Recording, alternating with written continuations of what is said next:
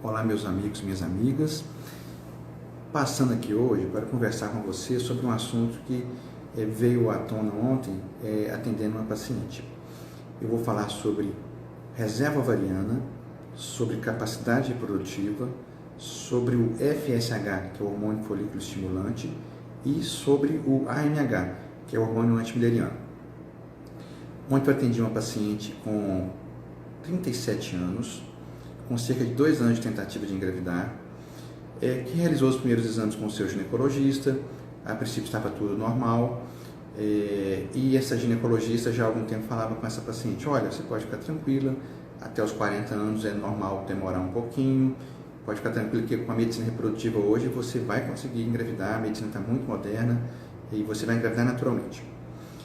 Como se passaram 2 anos, a paciente procurou um outro colega, já agora especialista em reprodução humana, e aprofundou um pouco os exames. E ela tinha um ultrassom transvaginal normal, raio-x das trompas normal, espermograma normal, mas já apresentou o hormônio folículo estimulante, o FSH, um pouco alterado, já na faixa de 15, quando nós sabemos que acima de 10, 12 já é um pouco alterado.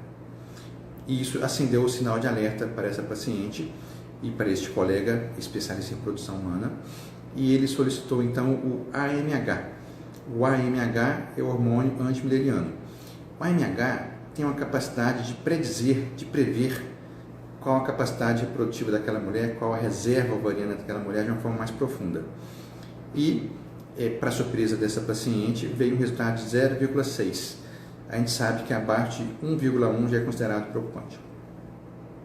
Então agora eu vou explorar esse acontecimento para poder passar para vocês, para meus pacientes, para os meus pacientes, algumas informações úteis. Vai ser um pouco mais longo, mas eu acho que é interessante para quem tem dificuldade para engravidar. Nós sabemos que os óvulos que a mulher adulta possui, eles são gerados dentro da vida intrauterina, quando aquele bebezinho ainda está dentro do útero da mãe. Numa quantidade até muito grande, e de forma que ao nascimento o bebê possui aproximadamente 2 milhões de óvulos, folículos primordiais, primitivos no ovário daquele bebê. Existe uma perda progressiva, constante e sem interrupção durante a vida intrauterina até a menopausa. E de forma que na adolescência, na puberdade, mesmo aquela paciente nunca tendo ovulado, ela só tem 400 mil óvulos, com potencial de gerar óvulos maduros. Aproximadamente todos os meses, para poder gerar um óvulo maduro, são recrutados 1000 folículos primordiais. É uma conta um pouco assim, ingrata para a mulher. De forma que, ao entrar no climatério, na menopausa, a mulher tem aproximadamente 1000 óvulos. A redução numérica é muito grande. E existe também uma redução da capacidade funcional adequada desses óvulos, porque esses óvulos, para eles poderem ter uma boa capacidade de produzir um bom embrião, eles dependem de energia celular, que é produzida pelas mitocôndrias. Essas mitocôndrias, próximo dos 38 anos, não é conta tão exata, perdem um pouco a capacidade de funcionar adequadamente, de forma que existe uma diminuição da capacidade, da qualidade dos óvulos em gerar um bom embrião. Uma boa parte das pacientes vão ter uma redução da capacidade reprodutiva, e isso é representado pela dosagem do hormônio folículo estimulante, o FSH, e do hormônio antimileriano por volta dos 35 anos, e isso se acentua por volta dos 38. Esta é a rotina. Uma pequena parte vai haver um atraso nessa perda, e elas vão persistir com a capacidade numérica de produzir bons óvulos um pouco mais, e de forma assim, insatisfatória para muitos casais, uma parte vai produzir uma redução numérica do AMH e do hormônio folículo estimulante e da reserva ovariana antes da idade esperada. Foi o que aconteceu com essa paciente. Ela tinha um AMH de 0,6 e um FSH de 15, e isso representa que ela já tem uma reserva ovariana abaixo do esperado para a idade dela. O que quer dizer?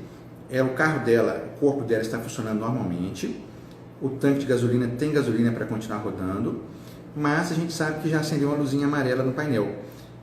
Aquela paciente tem uma capacidade reprodutiva com a duração limitada e menor que o esperado. Como essa paciente tem 37 anos e já há 2 anos está tentando e não conseguiu engravidar,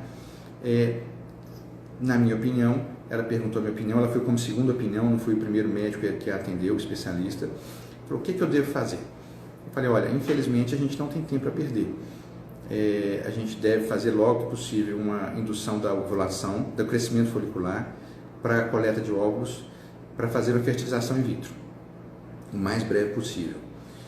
Como ela já tem um parceiro, o esposo, a gente vai fazer os embriões.